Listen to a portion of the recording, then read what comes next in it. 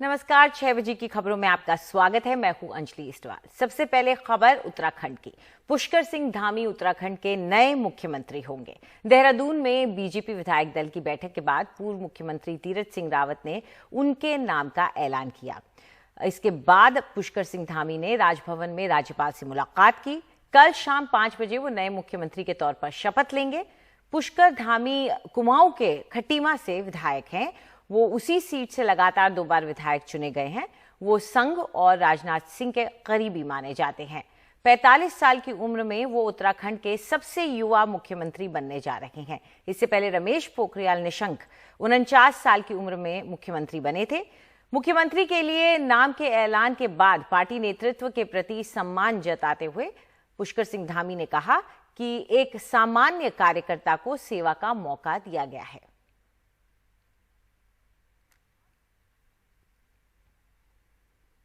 जी, बहुत धन्यवाद आप लोगों का सबका। और देखिए, मेरी पार्टी ने जो एक सामान्य से कार्यकर्ता को, एक पूर्व सैनिक के पुत्र को, जो कि एक सामान्य परिस्थितियों में पिथौरागढ़ के सीमांत जिले में मैं पैदा हुआ, करनाली छेना तहसील में, जो कि पहले की डीडीहाट तहसील होती थी, और खटीमा मेरा विधानसभा क्षेत्र है, मेरी कर्मभूमि है, मुझे सेवा का अवसर दिया है। मैं निश्चित रूप से अपने पार्टी के हाईकमान को, माननीय नरेंद्र मोदी जी को, माननीय गृह मंत्री जी को, हमारे राष्ट्रीय अध्यक्ष जी को, पूरे हमारे राष्ट्रीय नेतृत्व को और प्रदेश के नेतृत्व को, देखिए जो भी जनता के जो मुद्दे हैं उन मुद्दों पर हम लोग जो है लगातार सबका सहयोग लेकर, सब लोगों को लेकर काम करेंगे। जनता की सेवा समय में मिला है जब एक संवैधानिक संकट पैदा हुआ है, इससे 2 महीने पहले ही मुख्यमंत्री बदला गया है। कितनी बड़ी चुनौती है वापस चुनाव में जाकर पार्टी को जिताकर। देखिए, चुनौती भी है और निश्चित रूप से एक चुनौती, और चुनौती को हम स्वीकार करते हैं। सबका सहयोग लेकर हम जो है पार्टी को आगे बढ़ाने का काम करेंगे, जनता की सेवा करेंगे।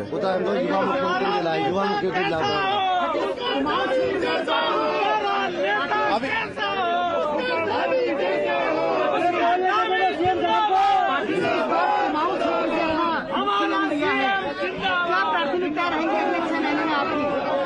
देखिए, मैंने कहा कि जनता की सेवा, और निश्चित रूप से जो मेरे पूर्ववर्ती लोगों ने जो काम को आगे बढ़ाया है उस काम को आगे बढ़ाऊंगा। 2022 में भारतीय जनता पार्टी पहले की तरह ही बहुमत प्राप्त करके सरकार बनाएगी। भारतीय जनता पार्टी ने एक नए नौजवान नेता को मुख्यमंत्री के रूप में सर्वसम्मति से चुना है। मुझे आशा है पुष्कर धामी जी के नेतृत्व में भारतीय जनता पार्टी यशस्वी होगी और उत्तराखंड का विकास नए आयाम को छुएगा।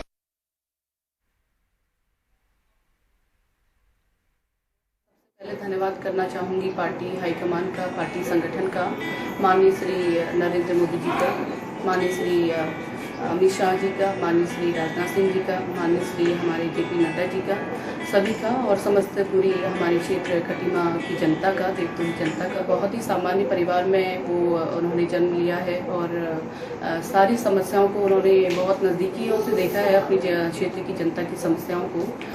समय तो बहुत कम है, लेकिन मैं समझती हूँ कि जितना भी समय है उसमें वो पूरी लगन और मेहनत से, जितना भी उनसे हो सकेगा, पूरी मेहनत से वो अपने क्षेत्र, अपने प्रदेश के लिए कार्य करेंगे। दुख हो रहा थोड़ा, और बहुत खुशी हो रही है, बहुत दौड़ भाग हुई, बहुत परेशानी होती, बहुत करता था, बहुत परेशान हुआ, बहुत देश के लिए बहुत मेहनत करता है, बहुत ही ज़्यादा। कभी प्रतिमा नहीं रहता, कभी नहीं। बाबूजी कहते थे कि सीएम बनेगा ये कभी? बाबूजी कहते थे मेरा बेटा मुख्यमंत्री बनेगा, एक दिन बोलते थे। बहुत तमन्ना थी उनकी, तो वायदे हुए। तो अब मिलने की खुशी हो रही, जल्दी जल्दी आ जाए बेटा यहाँ? जल्दी आ जाए, मिलने की खुशी हो रही होगी। और उत्तराखंड की इस राजनीतिक उथल पुथल पर ज्यादा जानकारी दे रहे हमारे सहयोगी शरद शर्मा।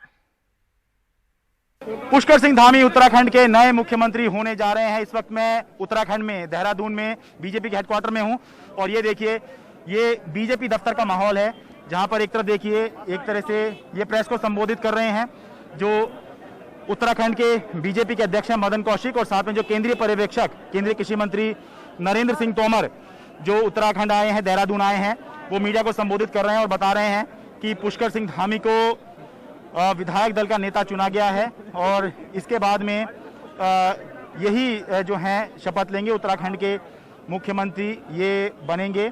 और अब से कुछ ही देर में ये देखिए, ये तीरथ सिंह रावत हैं, ये आउटगोइंग चीफ मिनिस्टर हैं, यानी कि उत्तराखंड के पूर्व मुख्यमंत्री ये हो गए हैं।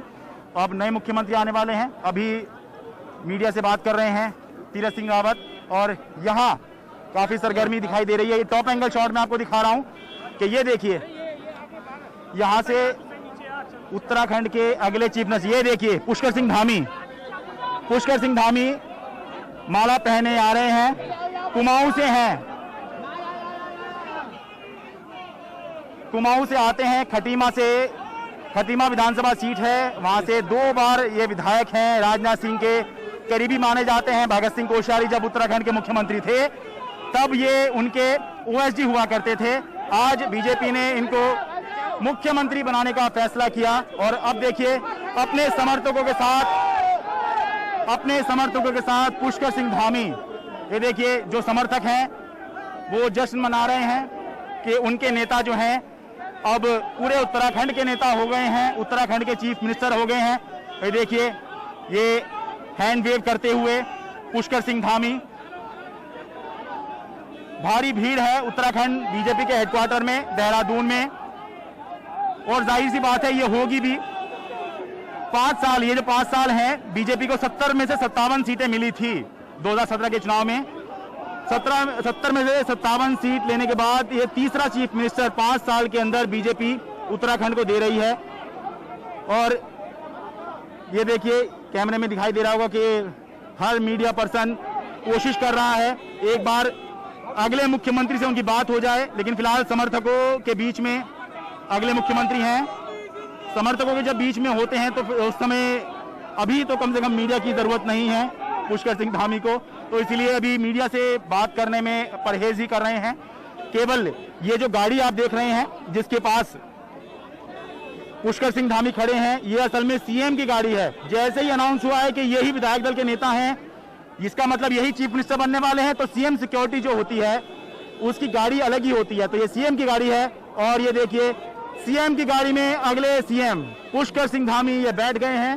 और इसी के साथ जो बीजेपी दफ्तर में मेला लगा था पिछले कुछ दिन से, जो खबरों का बाजार गर्म था, अटकलें लग रही थी कि क्या होगा, क्या तीरथ सिंह रावत रहेंगे या जाएंगे, तो पहले ये हुआ कि वो जाएंगे, उन्होंने इस्तीफा दिया और अब अगला मुख्यमंत्री चुन लिया गया है। और अगला मुख्यमंत्री पुष्कर सिंह धामी कुमाऊं से हैं। देहरादून के बीजेपी हेडक्वार्टर से अपने कैमरा सहयोगी अशोक महाले के साथ में शरद शर्मा, एनडीटीवी इंडिया।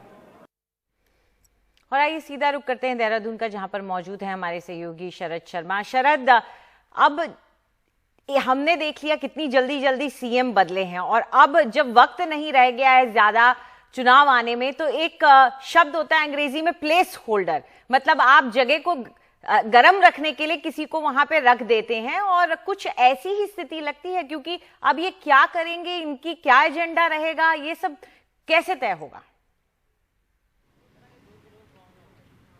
देखिए, 2 बातें हैं। एक बात जो हम कह रहे हैं और एक बात जो बीजेपी के नेता कह रहे हैं। हम ये कह रहे हैं कि लोग जो हैं वो नेता से कनेक्ट करते हैं, अपने मुख्यमंत्री से कनेक्ट करते हैं, लेकिन बीजेपी का ये कहना है कि लोग जो हैं वो पार्टी से कनेक्ट कर रहे हैं और पार्टी का जो मैनिफेस्टो है, पार्टी का जो एजेंडा है, जो 5 साल के बारे में लोगों को बताया है, तो वही लेकर हम चल रहे हैं।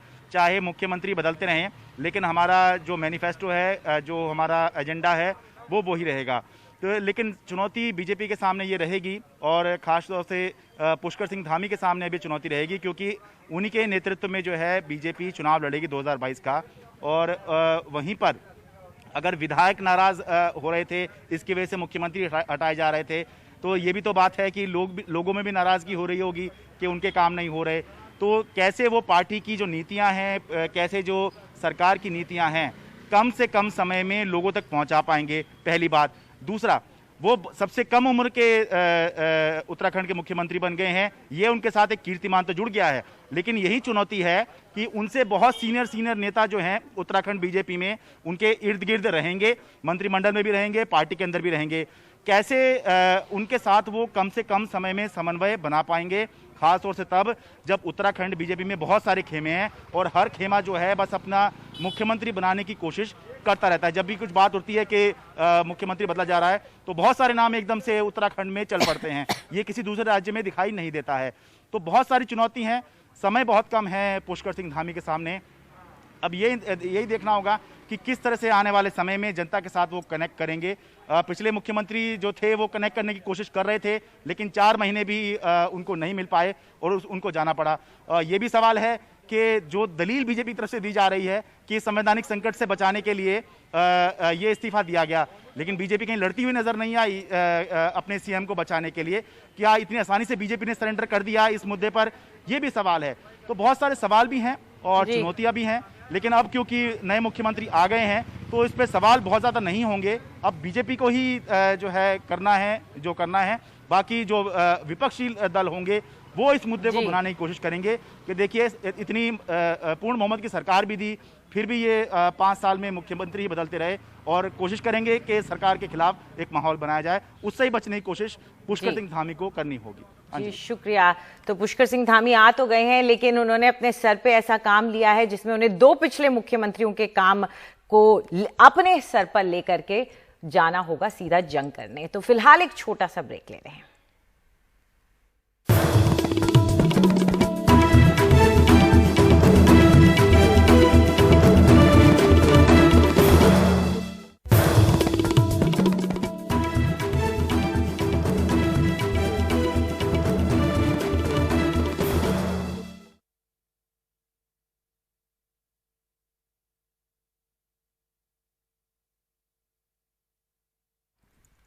और यूपी जिला पंचायत के चुनावों के नतीजों का अब ऐलान हो गया है। अलग अलग जो जिले हैं उनके आपको नतीजे बता देते हैं। अयोध्या, एटा, हापुड़ और बागपत और सीतापुर में बीजेपी उम्मीदवारों ने जीत हासिल की है।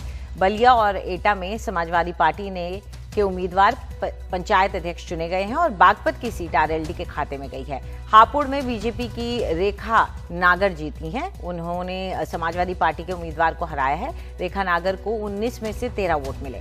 बागपत में आरएलडी की ममता किशोर ने बीजेपी की बबली देवी को मात दी। 20 सदस्यों में से ममता को 12 और बीजेपी उम्मीदवार को 7 का समर्थन मिला। एटा में समाजवादी पार्टी की रेखा यादव ने बीजेपी उम्मीदवार को हराया। रेखा यादव को 20 और बीजेपी उम्मीदवार को 4 वोट मिले।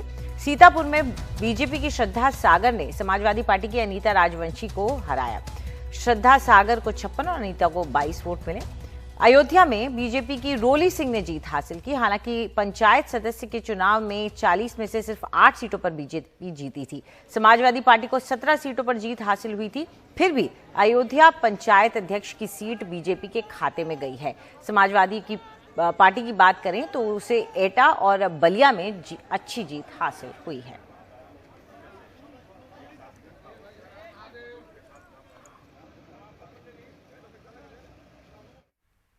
और अब खबर महाराष्ट्र के गोंदिया जिले से, जहां जेवनाला गांव है, वहां पर मोबाइल नेटवर्क नहीं होने की वजह से छात्रों को ऑनलाइन पढ़ाई करने में काफी परेशानी का सामना करना पड़ता है। आलम यह है कि छात्र घरों से दूर पेड़ों पर जाकर ऑनलाइन पढ़ाई करने को मजबूर हैं।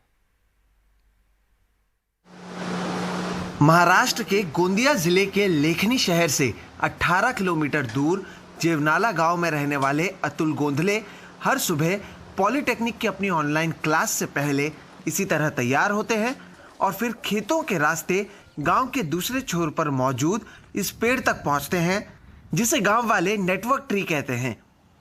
इलाके के इकलौते मोबाइल टावर से करीब 200 मीटर की दूरी पर मौजूद ये पेड़ ही गांव के छात्रों के लिए अकेली जगह है जहां उन्हें नेटवर्क मिल पाता है। तो गांव के छात्र यहीं आकर अपनी पढ़ाई करते हैं। रेंज शोधावी लागते आणि मी हर रोज इस पेड़ के पास आकर पढ़ाई करनी पड़ती है। मॉनसून में भारी बारिश की वजह से कई बार पढ़ाई छूट जाती है। यही एक जगह है जहां नेटवर्क अच्छा है, बाकी जगह नेटवर्क ही नहीं है। मिळत असतो, त्यामुळे आम्हाला इथेच यावं लागते। तेज धूप हो या भारी बारिश, छात्रों को अगर पढ़ाई करना हो तो उन्हें यहीं आना पड़ता है। घर या दूसरी जगहों पर फोन में नेटवर्क नहीं होता है, लिहाजा 15 महीनों से गांव के करीब 150 छात्र ऑनलाइन पढ़ाई के लिए अपनी कॉपी, मोबाइल, पेन, हेडफोन लेकर यहां पहुंच जाते हैं या तो उन्हें कहीं और जाना पड़ता है। आणि माझे ऑनलाइन क्लासेस असल्यामुळे ऑनलाइन क्लास की पढ़ाई हम घर से नहीं कर सकते, यहीं किताबों को लेकर आना पड़ता है। कभी कभी रात 8 या 8:30 की क्लास होती है, तब हम कैसे पढ़ाई करने यहाँ आए? मोबाइल में नेटवर्क भी नहीं होता। अगर शिक्षक फोन पर कोई सूचना देना चाहे तो वो भी संभव नहीं है। सरकारों ने कोरोना के कारण पढ़ाई को ऑनलाइन कराने का फैसला तो किया, लेकिन सरकार ने यह पता लगाने की शायद कोशिश भी नहीं की कि क्या भारत के सभी हिस्सों में इस तरह की पढ़ाई करने के लिए जरूरी बुनियादी सुविधाएं मौजूद भी हैं या नहीं। गोंदिया से रवि आर्य के साथ मुंबई से Sohit Mishra, NDTV India. Corona महामारी का गरीब बच्चों पर सबसे ज्यादा असर पड़ा क्योंकि स्कूल बंद हो गए और ऑनलाइन पढ़ाई के लिए इन बच्चों के पास मोबाइल फोन तक नहीं था। लेकिन औरंगाबाद की एक बच्ची ने झुग्गी के बच्चों के लिए अपने मोहल्ले में एक लाइब्रेरी खोली। अब वो एक लाइब्रेरी से बढ़कर 11 मोहल्ला लाइब्रेरी हो गई हैं। स्कूल बंद हो, ऑनलाइन पढ़ाई के लिए मोबाइल खरीदने के पैसे ना हो तो झुग्गियों में रहने वाले बच्चे क्या करें? छठी क्लास में पढ़ने वाली मिर्जा मरियम ने सोचा क्यों ना मोहल्ला लाइब्रेरी खोली जाए ताकि बच्चे भी पढ़ सकें और वक्त भी गलत आदतों में जाया ना हो।